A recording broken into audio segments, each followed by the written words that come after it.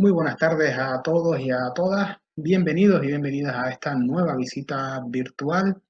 En esta ocasión, bueno, antes que nada, perdón, disculpen, me presento. Mi nombre es Octavio, yo soy arqueólogo e intérprete del patrimonio de la empresa Tivicen Arqueología y Patrimonio, que somos la empresa encargada de desarrollar este servicio de visitas guiadas virtuales, un servicio que es gratuito y que es una iniciativa de la Consejería de Cultura, Patrimonio Histórico y Difusión del Patrimonio Cultural del Cabildo de Fuerteventura.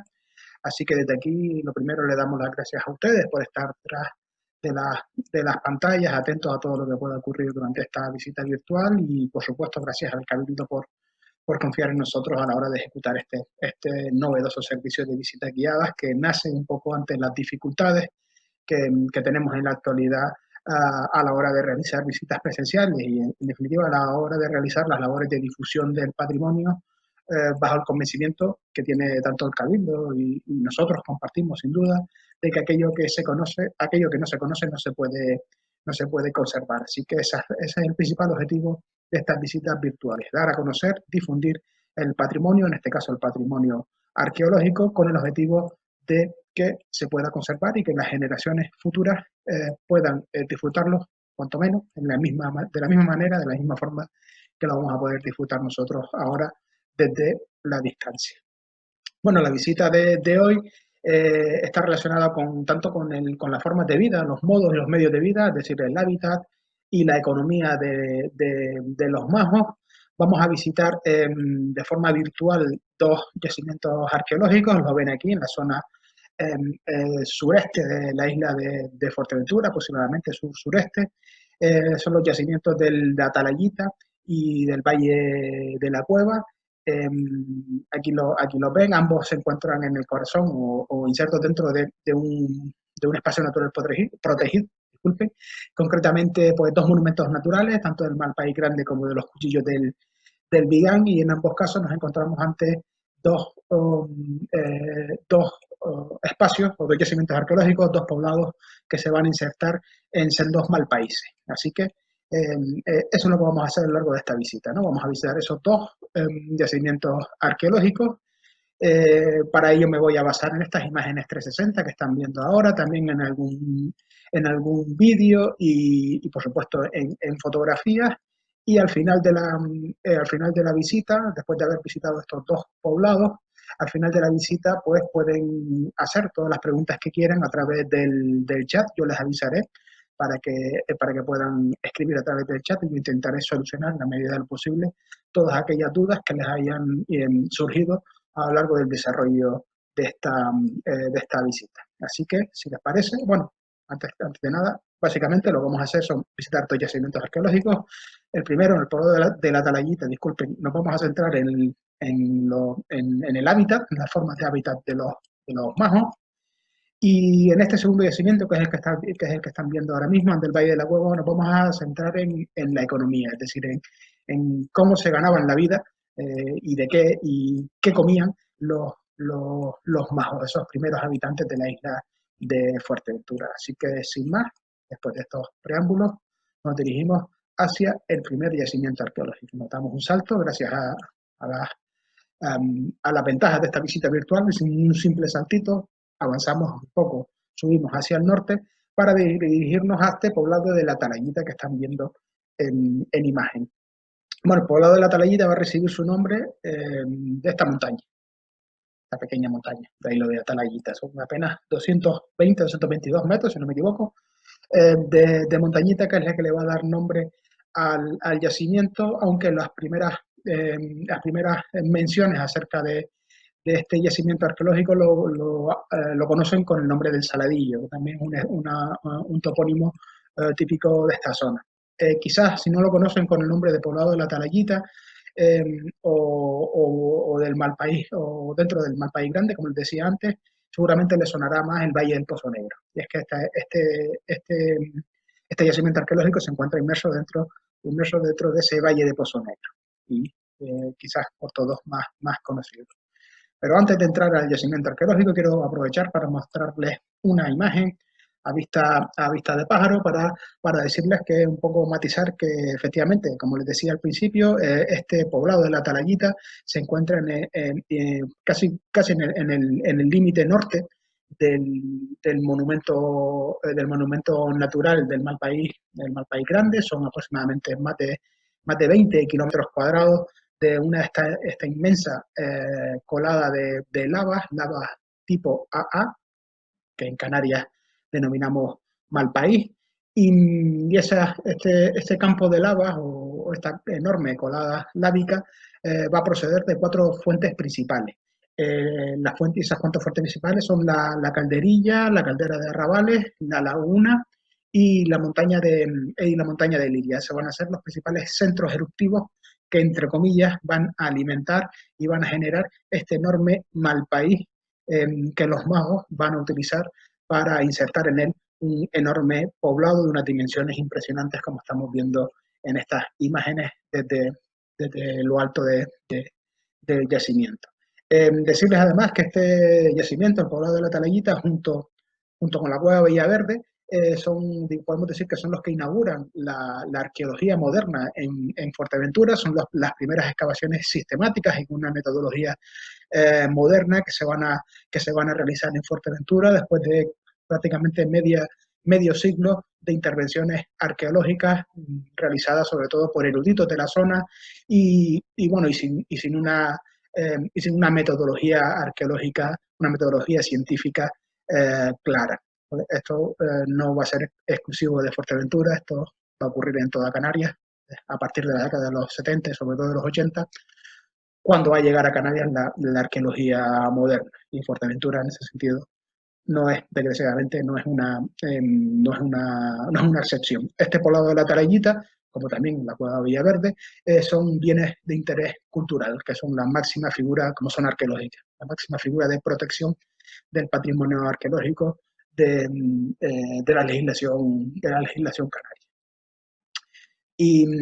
Bueno, vamos a atravesar un poco el Barranquillo y ya nos encontramos dentro del yacimiento arqueológico del poblado de la Talayita, pero antes de esto sí que quiero comentarles una serie de cosas relacionadas con los majos, ¿vale? Muy sencillitas, no quiero extenderme mucho porque quizás se nos va a alargar la visita, pero creo que es esencial para poder un poco contextualizar todo esto que estamos viendo. Bueno, lo primero de todo, ¿quiénes eran los majos? Los majos son los primeros habitantes de la isla de Fuerteventura. Estos primeros habitantes sabemos, por las similitudes culturales, por la escritura, por la lingüística, en este caso por la escritura líbico-bereber, y ya recientemente, gracias a los análisis genéticos, sabemos sin ningún tipo de duda que esta población procede del norte de África, concretamente relacionado con las culturas amasí. Pero esto es un poco ambiguo. Hablamos del norte de África porque tenemos un problema en cuanto en general a todas las sociedades insulares del archipiélago canario. No sabemos el punto exacto, es decir, norte de África, hablamos del norte de África en general y es que no sabemos la procedencia exacta de esos pobladores de cada una de las islas. Y esto se debe a que la cultura amasí es una cultura tremendamente heterogénea, muy variada, con muchísima variabilidad, y que además digamos, tiene una expresión geográfica también muy grande. Hablamos de culturas o de pueblos amasí más mediterráneos, con mayor relación con el mar Mediterráneo, Túnez, Libia, Argelia, y luego también hablamos de culturas amasí más relacionadas con el desierto del Sáhara, quizás el norte de Mali, el sur de Marruecos, Mauritania, etcétera, etcétera. Es decir, todo eso, durante todo ese espacio, disculpen, del norte de África, va a ser el territorio, entre comillas,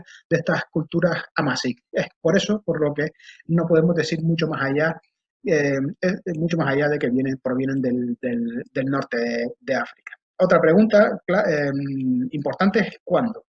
Y bueno, en esto tenemos un grave problema en Fuerteventura y en general en toda Canarias, aunque este problema poco a poco, gracias a las últimas excavaciones y a la metodología moderna, sobre todo a la hora de las dataciones radiocarbónicas, pues poco a poco se van esclareciendo. A pesar de que Quizás en la década de los 80 y finales de los 70 se dan unas fechas muy antiguas para el poblamiento de Fuerteventura, como también tenemos fechas muy antiguas para el poblamiento de Tenerife, por ejemplo. Pues hoy en día pues esas fechas han ido, digamos, han ido rejuveneciendo, y esto se debe sobre todo a lo que se denomina ingeniería radiométrica.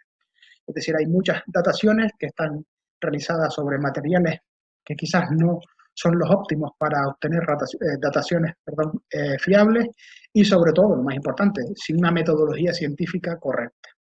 Y es por eso que las últimas excavaciones que se han realizado en Fuerteventura nos ha aportado muchísima información, y en este caso, gracias a los compañeros de Arenisca, que han realizado esas dataciones sobre materiales como el hueso, eh, o las semillas, pues sabemos que tenemos ahora mismo las fechas más antiguas en torno al año 400, 500 después de Cristo, después de la era, ¿vale? Es decir, es un poblamiento relativamente moderno.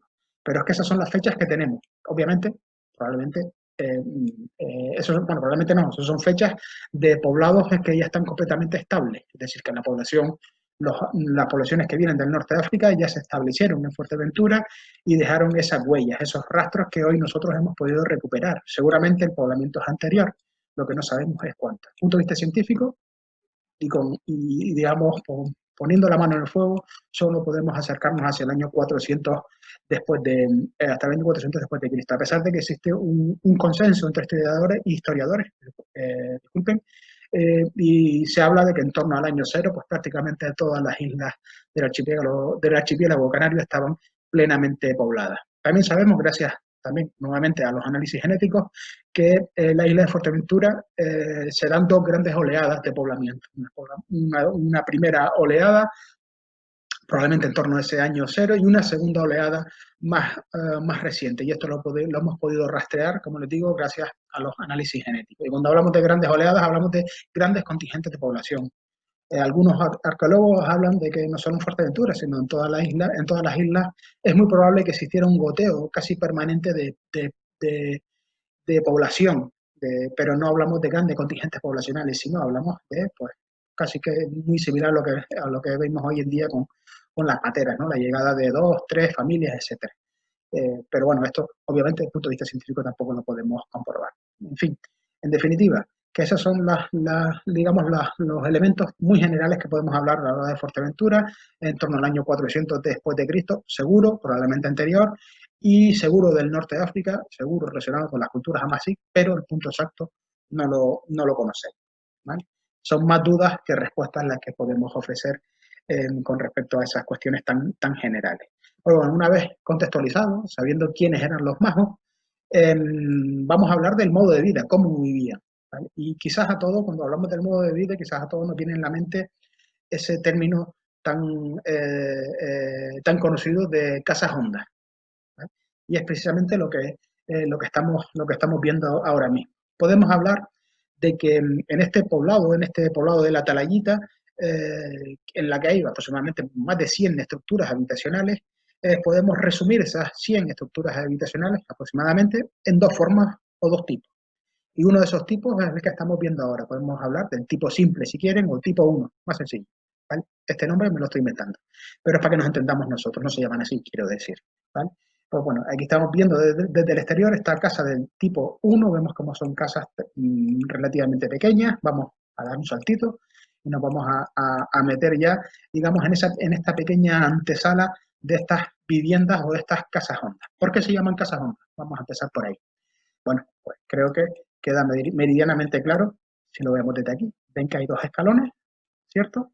Estamos aquí en la terraza exterior, vamos a volver a salir, lo voy a morear un poco a lo largo del día, disculpen, pero vemos cómo en realidad a la hora de entrar a esta estructura, a esta casa honda, hay que descender unos pasitos, ¿vale? Como ven ahí, en este caso, dos escalones. Y aquí se ve claramente. Pero es que además en la entrada, la casa honda como tal, como les digo, estamos como una especie de recibidor, entre comillas, vamos a llamarlo así, una especie de patio o de antesala o antecámara, y en realidad la vivienda como tal se va a situar aquí dentro, ¿vale? Esta sería la entrada a esta casa honda. Y es que también esta casa, digamos, el interior de esta estructura se va a situar a un nivel aún inferior del que estamos nosotros, ¿de acuerdo? De tal manera que si lo vemos desde fuera, esta estructura puede tener aproximadamente 1,5 metros de altura, y esto es una media, ¿de acuerdo? Pero en realidad desde dentro pues las estructuras pueden llegar a tener hasta 2 metros o incluso más de altura, es decir, que es mucho más alta de lo que podemos ver en el exterior porque en realidad se encuentra semi-excavada. De ahí lo de casas hondas.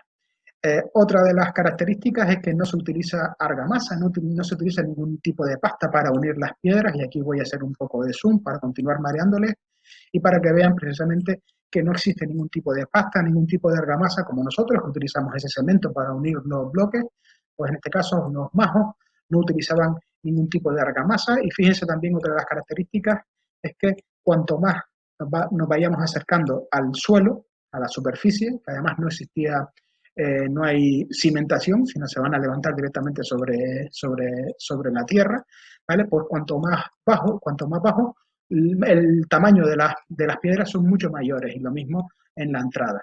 ¿Vale? Fíjense cómo tanto en el dintel como las ambas, las piedras son enormes, pero a medida que vamos subiendo, poco a poco, esas piedras van a disminuir en tamaño, y esto se debe sobre todo a la forma constructiva de estas casas hondas. ¿Por qué es así? Vamos a enseñarles una foto. Aquí ven la imagen, de hecho, es la imagen de esta misma estructura tomada al atardecer, quizás con una luz mejor de la que están viendo ahora en la actualidad, sobre todo para ver los detalles, lo que les decía, ese enorme dintel, esas enormes piedras en la base que a medida que vamos subiendo va disminuyendo. Pero otra de las características principales de estas casas hondas es esto que les estamos mostrando, que les estoy mostrando, que es la forma de techo o la techumbre, que es lo que se denomina falsa bóveda. Es decir, y una falsa bóveda no es más que la construcción de una techumbre mediante la aproximación de hiladas. Y yo creo que se va viendo aquí, ¿vale? A medida, a ver, uy, casi me pierdo, ¿vale? No sé si se lo van viendo cómo en realidad cada una de las piedras se va apoyando sobre la anterior, pero va ganando terreno hacia el interior de la estructura, ¿vale? Se van aproximando las hiladas de cada lateral, de ahí lo de aproximación de hiladas. De tal forma que cuando lleguemos a la punta de arriba, fíjense, a lo más alto de la estructura, fíjense cómo está simplemente apoyada esta piedra, por ejemplo, sobre el resto. Digamos que en realidad estas piedras lo que van a hacer es apoyarse sobre toda la estructura. De ahí lo de falsa bóveda, que es una técnica constructiva también muy antigua, que la vamos a ver en numerosas culturas. Sí que tenemos una pequeña duda. ¿Ven cómo aquí se cuela la luz? Es decir, una de las dudas principales es si existía en el exterior algún tipo de capa o algún tipo de elemento que permitiese, primero, evitar que se cuele el aire, evitar que se cuele la luz, y lo más importante, evitar que se cuele el agua, es decir, que impermeabilicen los techos. Algunos apuntan que quizás debería existir una pequeña capa quizás de adobe, una mezcla de arena, barro, fibras vegetales, que compactara la techumbre y sobre todo que la impermeabilizara. Pero eso, por desgracia, a día de hoy no lo hemos podido constatar. Así que vamos a dejarlo en una hipótesis, y luego les mostraré alguna techumbre para que se hagan, algunas de las estructuras vistas desde lo alto para que se hagan una idea. Pero antes de seguir y ver la otra tipología de vivienda, aquí lo ven, esta tipología simple suele tener 1,5 metros de altura, ¿vale? Al menos de estructura. Tengan en cuenta que luego está excavado en la roca y puede llegar hasta los 2 metros aproximadamente, pero visible puede llegar a tener 1,5 metros de altura y aproximadamente unos 3 metros de diámetro. Como ven, en el exterior suele ser de planta circular. Y fíjense en algunos detalles, como es, por ejemplo, lo ancho que son los muros. Son muros tremendamente espesos. Y es que el hecho de tener muros espesos y también de estar excavado, en cierto modo, en la tierra, ese hecho de ser casa honda, va a permitir que las condiciones de habitabilidad en el interior de estas estructuras sean las óptimas. Yo me imagino que todos habrán oído eso de que en las cuevas está más fresquito en verano y más calentito en invierno. Es lo que se denominan las cualidades isotérmicas de las cuevas. Da igual lo que pase en el exterior, que las condiciones dentro de las cuevas, sobre todo en temperatura y en humedad, apenas van a variar. Y eso se puede simular de forma artificial con la construcción de casas con muros tremendamente anchos, con muros muy anchos, casi como si fuese roca, ¿vale? y además también si los embutimos, entre comillas, en el interior del suelo, es decir, si excavamos hacia el interior, si hacemos casas hondas. Estos dos elementos, casas hondas y muros tremendamente anchos, van a permitir simular de forma artificial las condiciones isotérmicas de las cuevas. Y si se hacen una idea, nosotros ahora mismo estamos conectados prácticamente desde todas las islas y esto es algo que es común en la arquitectura, sobre todo en la arquitectura rural de toda Canarias, y Fuerteventura no es una excepción. Fíjense cómo la arquitectura tradicional normalmente tiene algo en común, que es que los muros de las casas suelen ser tremendamente anchos. Y es precisamente por eso, para conservar mejor la temperatura y que las condiciones de habitabilidad, sean las óptimas. Hablando mal y pronto, los pisos, los apartamentos de hoy en día necesitan aire acondicionado, pero las casas antiguas no. Las casas antiguas canarias del siglo XVII, del siglo XVIII, etcétera, simplemente cerrando las ventanas en caso de ola de calor, por ejemplo, simplemente cerrando las ventanas y cerrando las puertas, conseguimos un ambiente óptimo para la vivienda, sin necesidad del aire acondicionado que necesitamos hoy los que vivimos en apartamentos y en pisos modernos, entre comillas. Así que bueno, una vez visto estos elementos, vamos a dar otro pequeño saltito, vamos a continuar caminando por el poblado y por el Malpaís y nos acercamos al tipo 2, por decirlo de alguna manera, al otro tipo de vivienda, o a la otra tipología de vivienda, mejor dicho, que nos vamos a encontrar en la Talayita. Y creo que aquí se ve más o menos, ¿vale? ¿Ven? Como en realidad este tipo 2 básicamente se produce porque se adosan estructuras de tipo simple, por decirlo de alguna manera. Las estructuras de tipo 1 tienen forma o estructura troncocónica, que es una palabra extraña, pero es básicamente un cono truncado, un cono al que le cortas el vértice, o un cilindro con la base más ancha, si lo quieren ver. Pues esa sería la forma típica del tipo 1 y sin embargo estas estructuras básicamente lo que ocurre es que se adosan esas estructuras del tipo 1. De tipo 2 básicamente son diferentes estructuras troncocónicas adosadas, formando lo que se denominan estructuras polilobuladas, con muchos lóbulos, con muchos circulitos, hablando mal y pronto. Vamos a ver desde arriba, perdón que ya estoy haciendo spoiler, la imagen está aquí. Vamos a ver desde arriba lo que les comentaba, ¿no? Como otra vez nuevamente con estas imágenes tomadas desde el atardecer, con una luz diferente.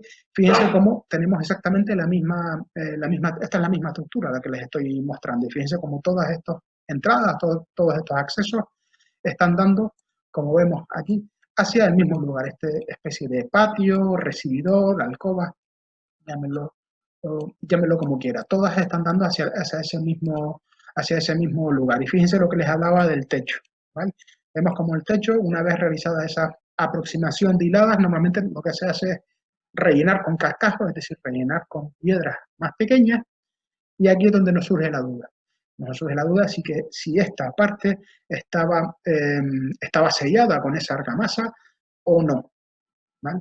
En la arquitectura tradicional lo tenemos claro, está clarísimo, sí se colocaba esa argamasa para impermeabilizar los techos, pero en el caso de la arqueología, de la arquitectura de los primeros habitantes de Fuerteventura, de los majos, no tenemos evidencias arqueológicas, es decir, no tenemos pruebas para constatar que realmente los majos sellaban sus viviendas con ese tipo de argamasa para impermeabilizarlo. Simplemente, como les decía, una hipótesis. Y aquí vemos cómo hay numerosas estructuras de este tipo 2, o estructuras polilobuladas, o estructuras troncocónicas unidas, adosadas, conformando esas más de un centenar de estructuras de este poblado, espectacular poblado de la Talayita.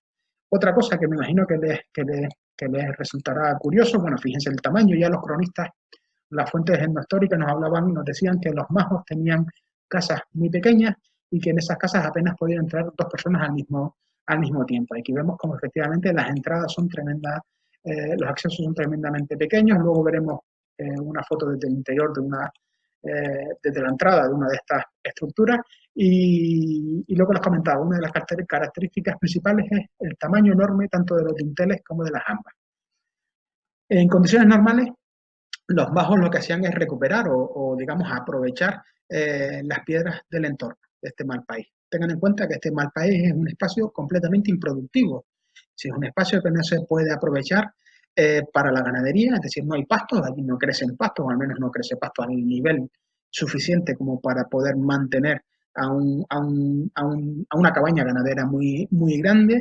Y en el caso de que se practicara la agricultura, que eso no lo sabemos, al menos no lo sabemos todavía, no hemos llegado a la parte de la economía, pues obviamente no es una tierra óptima, no es un espacio óptimo para la agricultura. Entonces, lo que hicieron los majos fue aprovechar ese terreno improductivo y hacerlo productivo, ¿vale? Con la construcción de sus viviendas en el corazón de ese mal país. Pero como les decía, no solo reutilizan las piedras de ese mal país, disculpen, para levantar las estructuras, sino que también cogen piedras del entorno para poder, por ejemplo, colocarlas en estos dinteles. Aquí ven una piedra basáltica, probablemente estamos en el contexto del valle de Pozo Negro, o sea que al final la costa se encuentra a dos pasos, sobre todo para ellos, que están más acostumbrados a moverse y a caminar que nosotros. Entonces vemos que no solo aprovechan los recursos que tengan más a mano, sino que además, disculpen, también se mueven para recopilar recursos como puede ser esta enorme piedra de basalto para colocarla en los dinteles. Y bueno, vamos a seguir paseando, ya apenas, bueno, entraremos en algunos de los ejemplos, en algunos otros ejemplos de estas estructuras, sobre todo en aquellos que no tienen techumbre, para que puedan verlas desde dentro, y vamos a ir paseando por este sendero. Aquí las primeras excavaciones arqueológicas datan de la década de los 70, sobre todo gracias a Demetrio Castro Alfín, y luego se realizaron una serie de intervenciones en la década de los 90, entre ellas la construcción de un centro de interpretación, que esperemos que en breve pueda abrir sus puertas, y además también se realizaron, digamos, se habilitaron estos senderos o estos caminos para poder desplazarnos de forma cómoda en el interior del poblado de la Talayita. Bueno, otra de las características, ya lo vamos viendo, son estas estructuras circulares. Y esto nos va a acompañar en la Talayita y sobre todo en el Valle de la Cueva. Estas estructuras circulares, yo creo que a todos los mojareros les suena y en general a todos los canarios, al menos todos aquellos que hayamos tenido algún tipo de relación con el mundo rural, nos suena pues a goros, nos suena a toriles, a corrales, ¿verdad? Pues es precisamente esa funcionalidad la que se va a escribir a este tipo de estructuras que estamos seguros, que estamos seguros que son de época moderna, son de factura moderna, es decir, de la sociedad que nace tras la conquista, de los majoreros, pero que es muy probable que partan digamos, de una base anterior. Es muy probable que los propios magos utilizaran este tipo de estructuras para lo mismo que utilizaron los majoreros 100, 200 años después, ¿vale? Nosotros a veces vemos la historia como si de un día a otro se pasara de la edad moderna a la edad contemporánea o de la prehistoria a la historia, y en realidad esto es un proceso que va poco a poco y que en muchos casos solo va a cambiar pues 3, 4 generaciones. Y eso va a ocurrir en toda Canarias, ¿vale? Que ese paso del mundo aborigen al mundo, entre comillas, europeo, va a ser mucho más lento de lo que nosotros pensamos. Y la continuidad está ahí. Y la estamos viendo precisamente en este espacio. Bueno, ya empecé a divagar, disculpen. Antes de meternos en alguna de las estructuras, quiero mostrarles otra vez esta imagen, es la misma imagen que les mostré antes, disculpen, esa piedra de basalto en el dintel, y fíjense el interior. Aquí lo ven, ¿vale? Estamos en el interior de una estructura de una de esas casas hondas, y fíjense cómo, si lo miramos desde fuera, parece imposible que haya este espacio, ¿vale? Pues es precisamente lo que sorprende, ¿vale? De hecho, aquí estamos prácticamente debajo del camino. Como diría Unamuno, estamos literalmente en las entrañas de la tierra. ¿Y por qué son de esta manera? ¿Por qué son tan pequeñas las casas de los magos? Y esto es algo que se puede aplicar a todas las sociedades insulares de Canarias. Y pues en general son muy pequeñas, sobre todo porque las actividades económicas todas se van a realizar en el exterior. Es decir, no van a trabajar en casa. Pongamos, por ejemplo, los talleres de sastrería, talleres para realizar fibras vegetales o cueros, los talleres de industria lítica para elaborar las herramientas de piedra, de hueso, de madera, etcétera, o incluso elementos tan simples como puede ser la cocina. Y eso es algo que hemos constatado, por ejemplo, sobre todo en Gran Canaria, como las cocinas de los poblados son cocinas comunales, es decir, que no se va a considerar en el interior de la vivienda. Y eso, en cierto modo, lo que va a significar es que hay espacios que nosotros concebimos como básicos en el interior de una vivienda que para los majos, y me atrevo a decir que para los majoreros del siglo pasado o en general a los canarios del siglo pasado no son tan esenciales. Y pongamos dos ejemplos, el baño y la cocina. Pues hasta hace no mucho las casas no tenían baño y hasta hace no mucho muchas de las cocinas eran comunales o eran simples hornos en el exterior de las casas. Es decir, que esa concepción de viviendas que tenemos nosotros hoy en día está muy lejos de la concepción de vivienda que tenían los majos. Podríamos hablar prácticamente de refugio.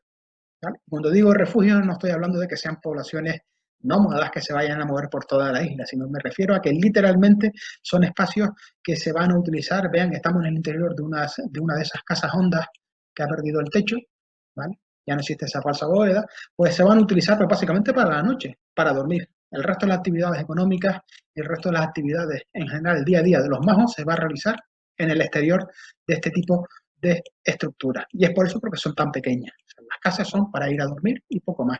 Siempre pongo el mismo ejemplo, que es un poco simple, pero yo creo que es ilustrativo. Nosotros cuando llegamos de trabajar, pues solemos sentarnos en el sillón y encender la tele. Nos ponemos a ver la tele. Con el caso de los majos, pues muchas cosas no cambiarían. Se sentarían en banquetas, se sentarían en piedras y en lugar de mirar la tele, pues probablemente se sentarían a mirar o se sentarían en torno a los hogares, que básicamente son pequeños huecos en el interior de las estructuras donde se colocan unas pequeñas brasas. No para cocinar, como decíamos antes, sino para un poco para calentar la estancia y también un momento de socializar, un momento importante. Por eso les decía, una especie de refugio que los más utilizarían para ir a dormir, socializar un poco en torno al horno, al hogar, disculpe, a esta fogatita, y poco más. Luego a dormir, porque al día siguiente hay que trabajar. ¿Vale? Fíjense cómo las estructuras, estas casas hondas típicas, no van a variar a lo largo de todo el poblado. De hecho, fíjense cómo en este caso hay una pequeña gatera por aquí, cómo se conecta con otra estructura. ¿Vale? Parece una alcoba o un seno que se ha adosado a la otra estructura. ¿Vale? Quizás estamos ante una de esas viviendas del tipo 2. Pasa que aquí es difícil, puesto que la mayoría de las techumbres no se han conservado. ¿Vale? Bueno, con esto quiero básicamente, ya veremos después alguna vivienda, alguna estructura en el Valle de la Cueva, pero de forma muy sucinta, porque con esto quiero un poco ilustrar que el modo de vida o el sistema de hábitat de los majos va a ser exactamente igual, independientemente del poblado que nos encontremos, especialmente en las estructuras de superficie. Otra cosa son las cuevas, ¿no? Pero en las estructuras de superficie parece que solo hay un arquitecto o una escuela de arquitectos muy importante en Fuerteventura, porque todas las estructuras en superficie van a ser exactamente iguales. Y esto es algo que es muy curioso. Y bueno, aquí vemos una de estas imágenes. Recuerden que, bueno, no sé si lo he dicho, pero lo voy a decir ahora, una de las cosas que va a caracterizar el poblado de la Atalayita, igual que el poblado de la Cueva, va a ser la reutilización del espacio, esa continuidad de las que les hablaba antes. Y esa continuidad entre los majos y los majoreros, es decir, entre los primeros habitantes y la sociedad que surge tras la conquista, va a ser muy palpable, muy patente, sobre todo en el sistema económico, especialmente en la ganadería y también en el sistema de hábitos. Voy a mostrarles una imagen, perdón, a vista de pájaro de esa estructura que estamos viendo, que se ve justo a la entrada. Esto es una vivienda tradicional que ha sido restaurada y un poco musealizada para que se pueda visitar justo a la entrada del poblado de la Talayita. Fíjense como tenemos algunos elementos que nos vamos a encontrar en el poblado, ya en la zona, entre comillas, menos intervenida, la zona arqueológica como tal, como son estas pequeñas estructuras adosadas a la estructura habitacional. Y fíjense lo que les decía, esa techumbre que es característica de las viviendas tradicionales que desconocemos si los majos la tenían o no, pero lo que está claro es que los majoreros sí utilizaron esta techumbre para impermeabilizar los techos y para regularizar también ese tejado de sus viviendas tradicionales. ¿Vale? Pues vamos a entrar, vamos a aprovechar y vamos a entrar a esta vivienda, muy breve. Ya estamos en el interior de esta vivienda, fíjense cómo, nada, prácticamente el sistema arquitectónico apenas va a variar, es verdad que la forma ya no es una forma circular, es una forma cuadrada. Fíjense los techos también, los techos típicos de toda la arquitectura rural de Canarias. Hay algo que sí que va a variar, que es cómo son estas ventanas o estos vanos abiertos, cosa que no nos vamos a encontrar en las viviendas de los majos, sobre todo porque con esos vanos abiertos lo que vamos a perder es esa sensación de frescor que tienen las estructuras habitacionales, esa sensación de cueva, ¿vale? Esas características isotérmicas de las cuevas se van a perder si abrimos muchos vanos, así que lo más normal es que nos encontremos con, eso sí, con este tipo de elementos, estas pequeñas alacenas o pequeñas despensitas que ellos van a utilizar pues para guardar alimentos, para poner vasijas cerámicas, para poner sus útiles, para lo que quisieran, ¿vale? Vemos como hay muchas estructuras en el interior del poblado de la Talayita, en las que podemos observar estas alacenas. Y luego tenemos algunos elementos reconstruidos, como pueden ser estas piedras de basalto del entorno, o esta especie de pollete sobre el que se ha colocado una estera, ¿vale? Algo muy similar seguramente a lo que pudieron ver los majos en este poblado de la Talayita. Y ya damos el salto definitivo.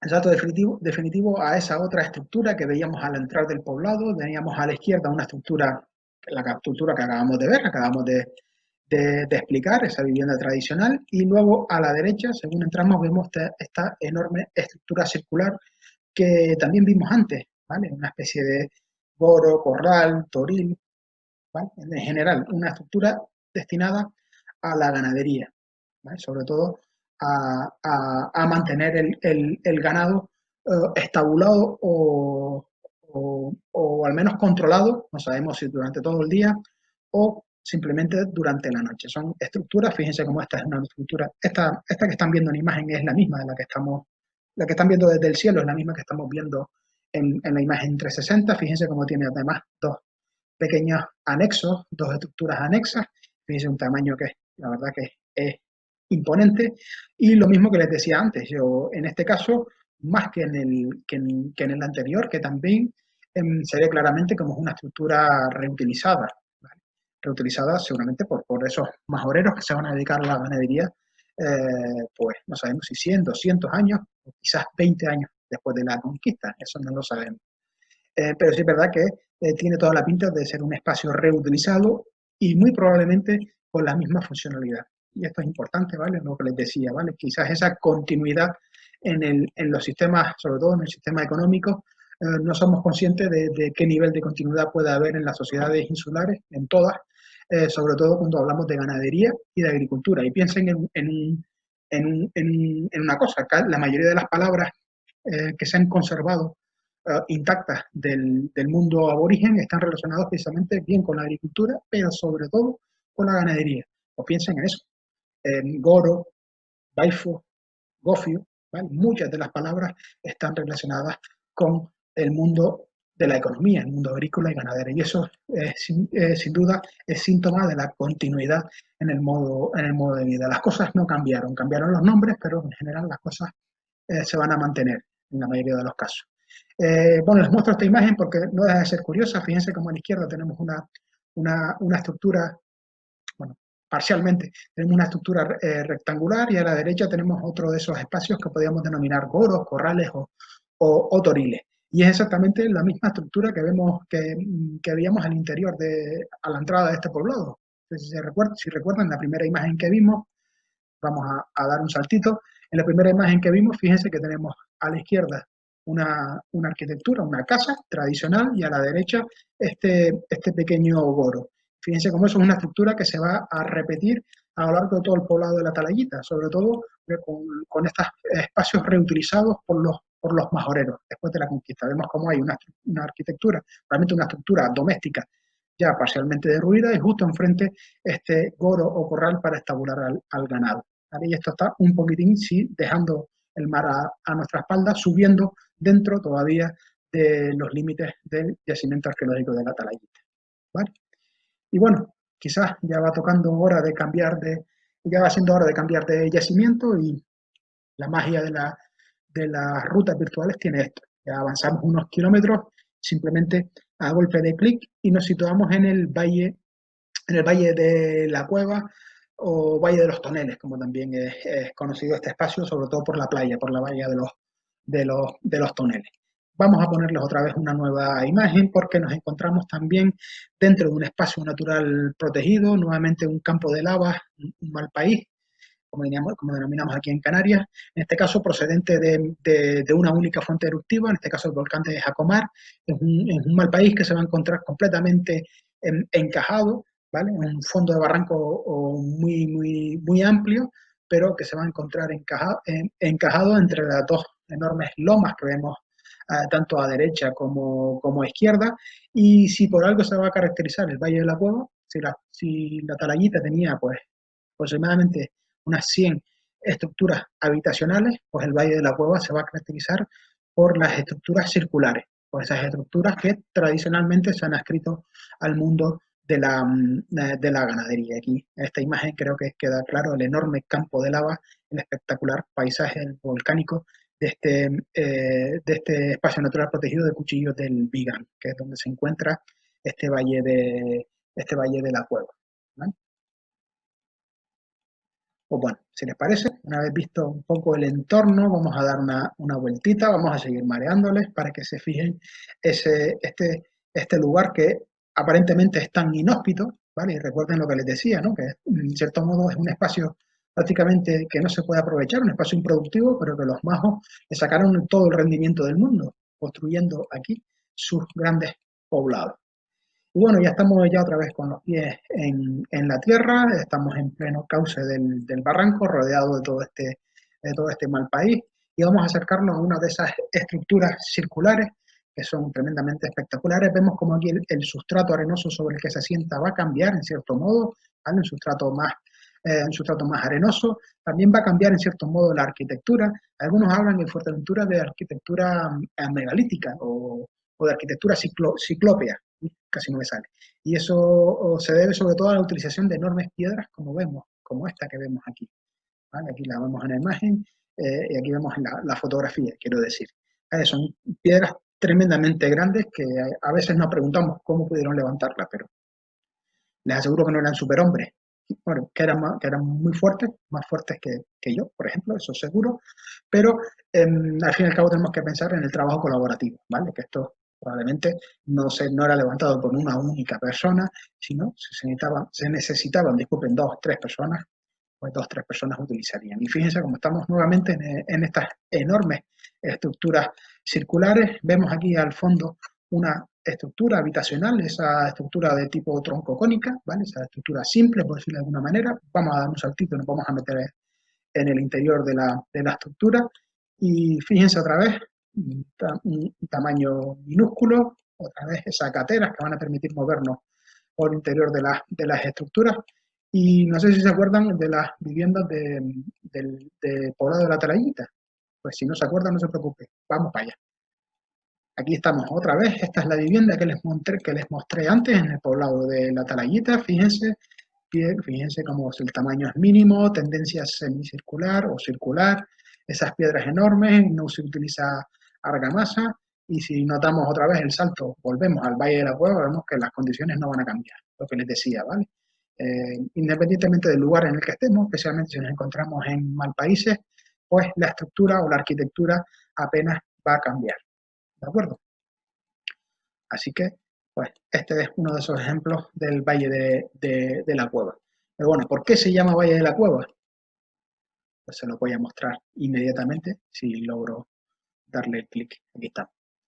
Bueno, por esto, esta enorme cueva que vemos aquí, que se va a convertir en un hito paisajístico en medio de todo este valle, como podemos ver ahora en la imagen a vista de pájaro, la imagen tomada con un dron. Fíjense como en esta enorme llanura, en este enorme mal país, que quizás aquí es un poco más suave, no es tan agreste, pues tenemos diversas peñas y entre las que va a destacar sobremanera esta peña esta peña, en cuyo interior se encuentra la cueva, que le va a dar nombre a todo el poblado y a todo el valle. Como les digo, un hito paisajístico espectacular en medio de un paisaje volcánico que la verdad que es digno digno de admirar. Y fíjense si hasta qué punto se convierte en referencia que en la cima de este poblado, en la cima de este peñón o de esta peña, tenemos estos grabados rupestres.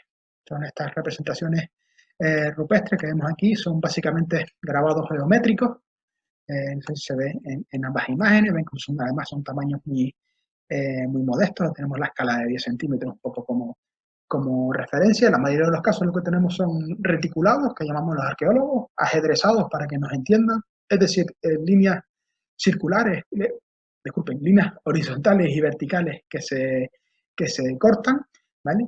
Y cuya interpretación a día de hoy pues desconocemos. Fíjense, a lo mejor lo que sí podemos ver claro es como estas imágenes parecen claramente hechas a partir de útiles metálicos. En otros casos tenemos alguna de estas incisiones realizadas a partir de piedra, pero hay un gran problema con los grabados y los que estuvieron en la visita a Tindaya ya un poco ya lo saben, y es que los grabados no se pueden datar, no hay materia orgánica que nos permita datar o fechar estos grabados, solo si sabemos o si preveemos que están hechos con útiles metálicos, ya podemos establecer al menos un antes y un después, solo puede ser después de la conquista, solo puede ser después del siglo XV, al menos, el momento de los que hay un contacto íntimo entre los majos y los europeos, pero si están hechos a partir de piedra es imposible, porque la piedra se sigue utilizando a día de hoy, ¿vale? Entonces tenemos un gran problema. No sabemos quién los ejecutó y, por supuesto, tampoco sabemos cuál es el significado. Algunos hablan de tarjas, es decir, las cuentas que llevaban para controlar el tiempo, otros hablan de marcas del afilado de los útiles por parte de los pastores, pero vamos, nos movemos en el terreno de las hipótesis a ciencia cierta. La verdad es que no sabemos cuál es la funcionalidad de estos grabados. Bueno, y una vez conocido, ya en breve entraremos ya en la cueva, pero simplemente como inciso para meterlo ya en el mundo de la economía, que ya se nos está pasando un poco el tiempo. Y ven esta imagen un tanto nuevamente una imagen caótica. Esta imagen la vamos a ver ahora en breves momentos. Pues esta imagen es lo que nos podemos encontrar tanto en el poblado de la Talayita como aquí en el Valle de la Cueva. Como sabéis, son restos de malacofauna, ¿vale? Tenemos ahí lapa, burgado, cañadillas, es decir, una serie de elementos que los arqueólogos llamamos malacofauna, que básicamente son los frutos del mar, que son recolectados por los majos y, ojo, también por los majoreros, ¿vale? Y aquí vemos todas estas pintitas blancas que vemos, son la imagen anterior, todos estos son restos de, de malacofauna. Aquí les pongo algunas imágenes. Esto es simplemente material en superficie. O sea, es espectacular como vemos todos estos restos de malaco, como les digo, tanto en el poblado de la Talayita como en el poblado del Valle de la Cueva. Y esto es común y prácticamente la mayoría de los yacimientos arqueológicos de Fuerteventura es muy común encontrarnos con todos estos residuos de malacofauna. No solo eso, sino también nos vamos a encontrar con otros residuos, como pueden ser estos restos de talla lítica o esta industria lítica y algún resto muy fragmentario de cerámica, de los magos. Pues bien, esto, como les decía, es común a todos los yacimientos arqueológicos y lo vamos a encontrar pues, permanentemente en el Valle de la Cueva y en la Talayita. ¿Qué quiere decir esto? Porque efectivamente se consumía marisco. Y se consumía marisco de la misma manera. Además, volviendo a lo de la continuidad, tanto los majos como los majoreros van a consumir este marisco de forma muy similar. ¿Vale? Eso, es decir, son frutos recolectados del mar, es decir, la población se acerca hacia la costa para mariscar, para extraer esos productos del mar y directamente en la costa o apenas avanzando unos metros los van a consumir. Y una vez consumidos se deshacen digamos, de los restos, se deshacen de lo que no se come. Y eso es precisamente lo que estamos viendo aquí. ¿Vale? Son todos estos concheros, que es como se le denomina tradicionalmente en arqueología, son básicamente basureros, son los restos de de haberse comido estas lapas, como vemos aquí, además de tamaños bastante importantes, pues se deshacen de ellos directamente. Y como les digo, Esto lo hacían los majos y los majoreros. Es decir, buena parte de la fuente nutritiva, sobre todo de la fuente de proteína que van a tener los majos y después los majoreros, va a provenir de este marisqueo y por supuesto también de la pesca, ¿vale? Pero quizás el marisqueo es que deje más evidencias físicas que la pesca, que también hay restos de ictiofauna en los yacimientos arqueológicos de Canarias. Y bueno, ya estamos en el interior de la cueva, de esa cueva que está en el interior del peñón, que le va a dar nombre al poblado. Fíjense cómo tenemos elementos claramente históricos, como ha sido una cueva que ha sido reutilizada, pasados los años, sobre todo por los pastores y también seguramente como refugio para bien pasar la noche o pasar el día cuando hace mucho calor, que cuando hace calor la verdad es que aprieta bastante. Fíjense como tenemos aquí un pequeño habitáculo que parece que en parte fue excavado o retocado bien por los majos, bien por los majoreros, eso sí no lo sabemos, pero vemos cómo tenemos restos nuevamente de estas murallas. En este caso aquí tenemos una pequeña boca que va hacia otra cuevita a la que se accede por la parte posterior de este peñón. Pero quizás otra de las cosas curiosas es en este muro que es claramente de factura histórica, vemos como alguien deja un recuerdito. Vemos aquí este Buda, parece que es muy moderno, esto es una cuestión muy moderna, pero no lo tanto, ¿vale? Sabemos también que tanto los majos como la mayoría de las sociedades insulares de Canarias solían tener idolillos en el interior de las viviendas, incluso en algunos casos hemos encontrado idolillos en medio de estas hiladas, de estas paredes, que es un poco una forma de llevar la religión y las creencias también a los propios hogares. E incluso nos hemos encontrado en el caso sobre todo de Gran Canaria y de Tenerife, y que yo creo que esto es algo que va a ser común, porque es muy común en el norte de África y seguro que vino con la población amasí, como tenemos restos humanos en contextos domésticos, relacionados quizás con una especie de reliquias, ¿no?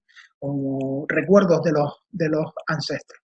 Una parte importante de la religión y de las creencias de los majos, y en general de las sociedades indígenas canarias, van a estar directamente relacionadas con el hogar. Así que salimos ya de la cueva y nos vamos a dar un saltito hacia otra de las zonas quizás de mayor relevancia de este espacio. Bueno, espérense un segundito, del Valle de la Cueva, que son esos elementos circulares, perdón, que me perdí. Ahora sí, damos el saltito hacia estas enormes estructuras para un poco terminar de hablar ya de la economía de los magos. Vamos nuevamente a mostrarles una imagen de dron desde lo alto, donde se ve este enorme FK. Disculpe. FK. Ay, perdón. Sí, volví a encenderlo. Esta enorme gambuesa, disculpen, dije FK porque no sé por qué. Ven esta enorme gambuesa en el fondo del barranco, miren quizás cómo escala el coche de los pastores, ven las numerosas cabras, que las pobres huyen despavoridas del sonido del dron, pero vemos cómo riegan en cierto modo todo este mal país del Valle de la Cueva. Aprovechamos también esta imagen para que vean la enorme extensión de este yacimiento arqueológico que básicamente se debe a esa enorme colada lábica que sale que es fruto de la erupción del volcán de Jacomar. Aquí ven nuevamente esta enorme gambuesa a la que ahora vamos a bajar directamente en tierra. Bueno, ya hemos visto que buena parte de la dieta y por supuesto del tiempo que dedican los majos en su día a día va a estar destinada a la recolección de los frutos del mar, a la recolección de esas lapas, esos bugaos, esas cañadillas que van a servir de complemento a la dieta, ¿vale? Pero si es un complemento, ¿cuál es la dieta básica? Bueno, yo creo que esto todos nos lo podemos imaginar sin necesidad de tener que haber asistido a ninguna visita guiada, ni mucho menos, ¿no? Y un poco por la tradición que existe en Fuerteventura, en general, pues sabemos que buena parte de la dieta de los majos y de los majoreros hasta hace pues, quizás 50, 60 años, va a provenir de la ganadería, sobre todo los productos derivados de la leche, ¿vale? No tanto de la carne, que también, pero sobre todo de los productos derivados de la leche, la manteca, el leche, el molán, etcétera, etcétera. Ya todos lo conocen seguro mucho mejor que yo. Bueno, quizás no es noticia si yo les digo que buena parte de la dieta de los majos se va a basar en esos productos derivados. Y eso nos lo decían también las fuentes históricas o los cronistas. Y además, también lo sabemos por la propia tradición, en el caso de Fuerteventura, ¿no? Como esta, esa tradición ganadera sigue hasta el día de hoy, con elementos como este que estamos viendo, esta enorme gambuesa, situada pues a 2 pasos del mar. Aquí se puede entrever un poco ya el océano Atlántico, y estas gambuesas también es algo que merece la pena ser reseñado, porque volviendo a lo de la continuidad, que casi que nos ha acompañado durante toda la visita, vemos como esta enorme gambuesa probablemente sea una reutilización de un espacio también utilizado por los majos. Y si no por los majos, pues un espacio utilizado por los majoreros, disculpen, durante siglos. ¿Pero qué es una gambuesa? Bueno, una gambuesa es un espacio donde las cabras guaniles, es decir, las cabras que pastan de forma salvaje por la isla de Fuerteventura, bueno, por todas las islas en general, esto es un concepto que lo tenemos en toda Canarias, además con el mismo nombre, pues en determinados momentos del año ese ganado guanil, ese ganado que pasta salvaje, se va a encerrar en estas gambuesas. El objetivo es, sobre todo, el primero de los objetivos es marcar a las crías, marcar a los baifillos, a las cabrillas, con la misma marca que tienen sus madres. Ya se sabe que los baifos van siempre detrás de las madres. Pues esa es una forma sencilla de marcar la propiedad de esas crías. Esa es quizás la funcionalidad principal de estas gambuesas, pero también hay también tiene otras funcionalidades que no son menos importantes. Pensemos, por ejemplo, que una cosa importantísima antes con los majos, hoy con los majoreros y en toda Canarias es el equilibrio entre los recursos y la cabaña ganadera. Es decir, si tenemos más cabras que las que podemos alimentar, pues estamos condenados a la extinción. Es decir, digamos, no es una actividad ganadera que sea sostenible a largo plazo. Y precisamente en estas gambuesas es los lugares donde los pastores pueden quizás establecer ese límite, ese equilibrio, puesto que también aquí en la gambuesa se venden baifos, se destinan parte de los especímenes, parte de las cabras o de los machos para ser estabulados en lugar de seguir siendo cabras guaniles. También se destinan algunas especímenes para el consumo de carne. Es decir, en general, la funcionalidad de estas gambuesas es una funcionalidad doble. Primero, marcar a los animales, marcar la propiedad, establecer la propiedad de los animales. Y segundo, establecer un equilibrio de los recursos. Bien vendiendo baifos, consumiéndolos o mandándolos a estabular. Y esto es tremendamente importante, puesto que de esto, como bien saben, va a depender el futuro de la comunidad. Y vale, quizás hasta ahí estoy diciendo cosas de perogrullo que todos ustedes conocían, más o menos, en más o menos profundidad, porque todos conocían que, claro, que los majos van a alimentarse de los derivados lácteos, leche, manteca, queso, etcétera, etcétera, pero algo más. ¿Qué más? Es decir, comían carne, cuánta carne comían, con qué asiduidad, y esto todavía no lo sabemos del todo claro. Pero antes de volver a eso, no lo tenemos del todo claro, quise decir, pero antes de volver a eso, hay otro elemento clave. Bueno, tenemos como elemento de complemento a la dieta, tenemos el marisqueo y la pesca. Como dieta básica, habíamos dicho, estamos quedando que son los productos derivados de la ganadería, ¿vale? La leche, la manteca, etcétera. Pero, ¿y la agricultura? ¿Conocían la agricultura? Las fuentes históricas nos decían, o los cronistas nos decían que los majos no conocían la agricultura, es decir, no tenían alimentos. Sin embargo, la arqueología de manera indirecta nos había mostrado que en Fuerteventura, por ejemplo, hay molinos circulares. Son molinos que típicamente han servido para moler gofio, ¿vale? Ese gofio de cebada y de trigo. Pero el problema es que no se había encontrado las semillas como tal. Y esto es nuevamente fruto digamos, del avance de la investigación en Canarias en general y en Fuerteventura en particular, puesto que hace nada, apenas unos meses, ya salieron a la luz los resultados de las excavaciones de los compañeros de Arenisca en la cueva Villaverde, donde lograron documentar la existencia de cebada, de trigo y también de lentejas, es decir, cultivos de secano como la cebada y el trigo, que hasta ahí podemos imaginarnos, pero también vemos cómo tenían cultivos de regadío, como la lenteja, con lo que ello implica, ¿vale? Con el trabajo colaborativo, con la necesidad de desviar los cursos de agua, que seguramente eran más frecuentes de los que son hoy en día en Fuerteventura, es decir, que la economía de los majos es mucho más compleja de lo que parece a priori. Y estos hallazgos se deben sobre todo a las metodologías, a la nueva metodología utilizada en Canarias, en este caso por la empresa Arenisca, que es básicamente la flotación, pues hasta hace no mucho los sedimentos, la tierra que extraíamos de, de los, de los yacimientos arqueológicos a medida que vamos avanzando en el proceso. Normalmente se cribaba, es decir, se pasaba por una criba, por un colador, por decirlo de alguna manera, y luego se desechaba, se descartaba o se guardaba en almacenes hasta que prácticamente eran olvidadas. Hoy normalmente lo que se hace es la técnica de la flotación y fue lo que hicieron los compañeros de Arenisca en la cueva Villaverde, es decir, es sumergir esos sedimentos en agua, los elementos que pesan más se van a ir hacia el fondo y los elementos que flotan, como las semillas, se van a ir a la superficie. De esta manera fueron recuperadas esas semillas de cebada, de trigo y de lenteja.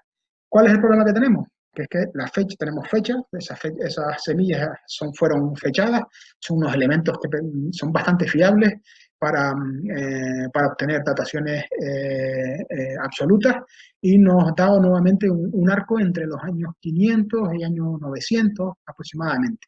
Esas son las fechas que vamos a tener en la cueva de Villaverde. Pero el problema que tenemos es que a partir de ahí ya no tenemos evidencias arqueológicas. No tenemos evidencias arqueológicas por dos razones. Puede ser por dos razones. Una de ellas, porque la arqueología, porque necesitamos más excavaciones arqueológicas, más intervenciones que nos permitan extraer más información, que nos permita implementar todas estas técnicas que en la década de los 70 y de los 80 no existían y que por eso no se ha podido recuperar más elementos carpológicos, más semillas en los yacimientos arqueológicos. O segunda hipótesis, porque a partir del año 1000, 1100, ya los majos dejan de practicar la agricultura, bien por una sequía, o bien porque no era una agricultura que fuese del todo sostenible, por la escasez de agua quizás, porque no daba los alimentos suficientes, porque la ganadería era más fructífera, pues no lo sabemos. En realidad no tenemos todos los datos.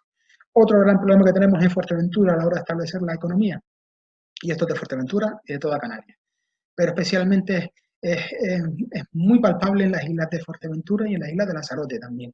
Y es que las evidencias óseas son muy pocas, son escasísimas. Y los huesos, aunque parezca mentira, los huesos hablan. ¿Vale? Los huesos nos pueden decir, por ejemplo, qué comían. ¿Vale? Y lo sabemos por las investigaciones bioantropológicas realizadas en La Palma, en Tenerife o en Gran Canaria, donde podemos, por ejemplo, establecer que esos altos índices de osteoporosis en individuos jóvenes pues se debe al exceso de consumo de hidratos de carbono y a la escasez de consumo de proteínas. Sí, a que se comía poca carne, poco pescado y lo que más se comía era gofio, ese gofio de cebada y de trigo. También del estudio de los dientes podemos saber si tenían una dieta más vegetal o más proteínica, ¿vale? Una dieta vegetal siempre va a ser mucho más abrasiva para los dientes. También podemos saber si consumían muchos elementos azucarados, como puede ser los higos pasados, con esa enorme incidencia de caries. Es decir, que los huesos, en general, los restos humanos nos hablan y nos dan muchísima información. El problema es que en Fuerteventura apenas tenemos esos restos óseos que nos permiten realizar un estudio claro. Sí que se realizó un estudio recientemente, hace unos 5 o 6 años aproximadamente, pero a partir casi menos de 200 restos óseos en los que no nos aportaban mucha información, o al menos una información relevante. Pues sí, nos decía que había un alto índice de, de, de artrosis, de artritis, algo que es común en toda Canarias, que había un alto índice también de caídas y de fusiones de los huesos. Y sí, sí nos aporta una información clave que también lo decían los cronistas, que es que los magos eran tremendamente altos y tremendamente fuertes, y eso sí que hemos podido establecer mediante los huesos, tomando las medidas de huesos largos, como pueden ser los fémures, por ejemplo, por poner un ejemplo, podemos establecer las medidas del individuo. Y tenemos que en Fuerteventura eran de los más altos de toda Canarias, está en torno a 1,70 m la media de los hombres, de los majos. Y por esa razón también de los cronistas cuando llegan, los castellanos, y en este caso aquí los normandos, en el caso de Fuerteventura y de Lanzarote, todos hablaban de que los individuos, los indígenas canarios o los aborígenes canarios eran muy altos y muy fuertes. Claro, es que la media en Europa rondaba 1,60 m, así que efectivamente para ellos eran gigantes, ¿vale? Como las numerosas leyendas de gigantes que tenemos en Fuerteventura. Y en fin, ya creo que va siendo hora de pasar quizás a la parte que más les interese a ustedes, la parte dedicada a las preguntas, no sin antes hacer un pequeño resumen de lo que hemos visto, ¿no? Hemos visto que los magos lo que van a hacer es aprovechar, ya pueden ir escribiendo, ¿vale? Voy a hacer el resumen, pero ustedes ya pueden ir escribiendo todas las preguntas que quieran.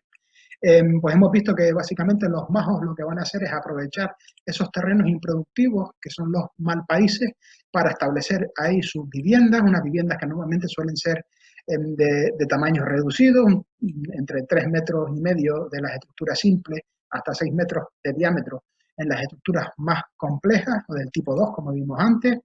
Y vemos también cómo los majos van a aprovechar prácticamente todos los recursos disponibles. Por supuesto, vivían de la ganadería, de los derivados lácteos. No sabemos muy bien si de la carne, por eso les decía que el trabajo el estudio de los restos óseos es importante para saber qué índice, cuánta carne comían, si eran como nuestros abuelos que solo comían en época de matanza o comían carne de forma más asidua, eso todavía no lo sabemos. Y por supuesto que también conocían la agricultura de regadío y la agricultura de secano, es decir, que en cierto modo los majoreros tenían una dieta equilibrada en la que hay consumo de proteínas, mediante el consumo de las proteínas que nos da el marisqueo y los derivados de la leche, y por supuesto también hidratos de carbono, todo relacionado con la agricultura, especialmente ese famoso agofio a partir de la cebada o ese trigo que se consumía, según los cronistas, en forma de gachas, mezcladas con líquidos, sobre todo con leche, pues se consumían en forma como se puede consumir hoy en la gacha, básicamente, ¿vale? Sí que sirva esto como resumen, y ahora si quieren, si les parece, pues nada, espero que realicen todas las preguntas que tengan, si es que tienen. Eh, lo que decía, pregunta Fanny si más o mejor es lo mismo. Majos serían los primeros habitantes, los norteafricanos que llegan y que viven hasta el siglo XV, hasta 1400 aproximadamente, y majoreros ya sería la población histórica, entre comillas, la población de Fuerteventura a partir del siglo XV. No me preguntes a partir de cuándo empiezan a denominarse majoreros, porque no lo sé, a lo mejor alguien lo sabe, pero sí que es cierto que majos son los habitantes de Fuerteventura y también los de Lanzarote. Bueno, nos preguntan que desconocía la cueva de Villaverde. Bueno, es una de las campañas de excavación quizás ahora mismo más potentes de toda Canarias. Está a pie de carretera en el pueblo de Villaverde, así que cuando pasen seguramente se lo van a encontrar y pueden bajarse. Tienen algunos paneles interpretativos que son bastante curiosos. Tienen su propia página web. Merece la pena echarle un vistacito porque es uno de los yacimientos más importantes ahora mismo, que más información está aportando a la arqueología de Canarias en general y, por supuesto, de Fuerteventura en particular. Las preguntas, Javier, si se conocen fuertes de aguas cercanas. Sí, efectivamente, tenemos que tener en cuenta en primer lugar que estamos en fondos de barranco, en fondos de barranco que probablemente hoy ya no, prácticamente no corre agua de escorrentía, pero que en el pasado llovía mucho más y que es muy probable, y de hecho todavía cuando llueve muy fuerte, todavía hay pequeños riachuelos que bajan por el barranco de aquí, en el caso del Valle de la Cueva. Sabemos, por ejemplo, en el caso del poblado de la Talayita, tenemos la Fuente de la Rocha, Esto tiene migas, ¿vale? Porque en la Talayita o el Valle del Pozo Negro, no sé si recuerdan que, que Jan de Betancourt va a desembarcar en el Valle del Pozo Negro y que muy cerquita de donde desembarca va a construir la famosa fortaleza de Rico Roque. Pues algunos hablan de que ese Rico Roque, que en los documentos antiguos aparece con el nombre de Riche Roche o Rocha Roche, algunos hablan que quizás ese torreón o esa fortaleza de Rico Roque se va a situar muy cerca de la fuente de la Rocha, que es la que quizás la que va a abastecer de agua a la gente, a los pastores que habitaban esta zona del valle en este caso, del Valle del Pozo Negro. Y en el caso de aquí, del Valle de la Cueva, también tenemos al menos evidencias o testimonios de tradición oral de la existencia de varias fuentes o manantiales de las que emanaba el agua de forma natural, e incluso hay algún elemento geográfico que permite que el agua quede almacenado en alguna de las montañas cuando llueve. O sea que efectivamente había mucha agua cercana, lo que pasa es que hoy en día quizás es más difícil de imaginarse, ¿no? Por la sequía que viene azotando el archipiélago desde hace unos años. Bueno, pregunta Faustina, ¿cuánto distan los poblados el uno del otro? Uy, esta es buena pregunta. No lo sé, pero si se fijaron, la distancia no era mucho, quizás este del Valle de la Cueva está un poquitín más hacia el sur, pero no, nada, están como 15, 20 minutos en coche, nada, están muy cerquita. Tengan en cuenta también eso, lo que les decía antes, Jan de Betancourt va a desembarcar en el Valle de Pozo Negro. Y estos dos yacimientos, tanto el Valle de la Cueva como el poblado de la Talayita, pues van a estar muy expuestos a los ataques de los europeos y al establecimiento definitivo de esos europeos en esa fortaleza de Rico Roque, que va a ser la punta de lanza de la conquista. Con lo cual, si estos poblados estaban habitados en esa época, pues muy probablemente tuvieron que huir, o bien huir, o tuvieron que compartir espacios europeos y majos durante al menos durante algunos cientos de años. Esto es algo, durante cientos de años no, durante algunos años, ¿no? Los años en los que definitivamente la isla de Fuerteventura pasa a manos privadas, ¿no? Pasa a ser una de esas primeras islas de señorío del archipiélago canario. Y bueno, creo que ya son las menos cuarto, ya va tocando terminar. Antes de terminar, si quiero algunas cosas rápido, ¿vale? Esta grabación, como les digo, se va a entregar al Cabildo y probablemente el Cabildo la va a colgar probablemente en su página web, no sé si en sus redes sociales, pero bueno, en cualquier caso que la grabación va a estar disponible para que todo el mundo pueda disfrutarla cuando quiera. Recordarles que la semana que viene ya tenemos una nueva visita. Esta es la segunda visita de los poblados de los Majos. La semana que viene tenemos una visita tremendamente interesante en Betancuria, donde vamos a hablar sobre todo del patrimonio artístico y patrimonio histórico de Betancuria, con el hilo conductor de ese camino de Fray Juan de Santorcaz. Y bueno, la verdad es que va a merecer muchísimo la pena. Ya está disponible la inscripción en nuestra página web, tal y como se inscribieron para esta visita, pueden inscribirse para la siguiente visita de Betancuria. Y ya para terminar, darles primero las gracias a ustedes por estar detrás de las pantallas. La verdad es que es un placer poder trabajar. Poder trabajar de esta manera con gente tan implicada, que ha sacado un huequito de sus tiempos de su tiempo para conectarse y estar detrás del ordenador para hacer una visita virtual, ¿vale? Al menos esperemos que en breve ya podamos realizar visitas presenciales, esperemos que sea en breve para poder difundir el patrimonio menos de otra manera. Este es un pequeño parche que utilizamos para seguir difundiendo el patrimonio. Y además de dar las gracias a ustedes, por supuesto, le damos las gracias al Cabildo de Fuerteventura, a la Consejería de Cultura, Patrimonio Histórico y Difusión del Patrimonio Cultural por su confianza en nosotros. Y muchísimas gracias también a Naira de DGC Signos, que nos ha estado acompañando durante esta jornada. Muchísimas gracias, Naira. Y nada, sin más, le damos la despedida, que pasen una muy buena tarde y nos vemos en la próxima. Nos vemos en Betancuria. Hasta luego, buena tarde.